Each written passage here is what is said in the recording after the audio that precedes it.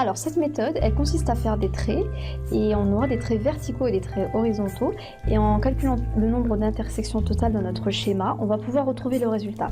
Alors par exemple ici on va commencer avec un cas simple, 13 x 21. Alors là, donc on a la première partie 13, donc il va falloir tracer des traits pour représenter le 13. Donc on va commencer par faire des traits verticaux. Donc ici pour le 13 on a un 1 et un 3, ici on va commencer par faire un trait.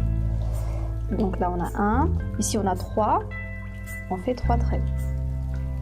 1, 2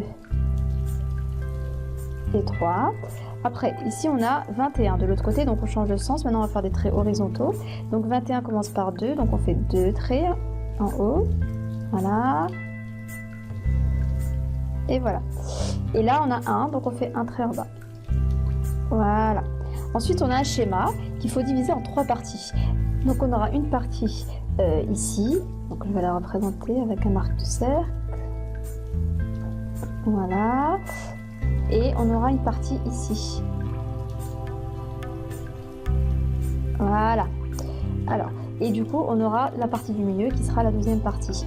Donc, ce qu'il faut faire maintenant, c'est compter le nombre d'intersections. Attendez, je vais vous faire avec des couleurs. Alors ici, par exemple, on a 2 intersections. Donc ici, on écrit 2. Ici, au milieu, on va changer de couleur pour que vous compreniez bien. Je vais prendre le vert.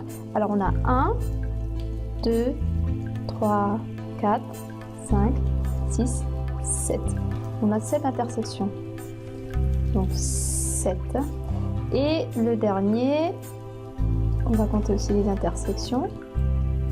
Ici, on en a 1, 2 et 3. Donc, on a 3 intersections.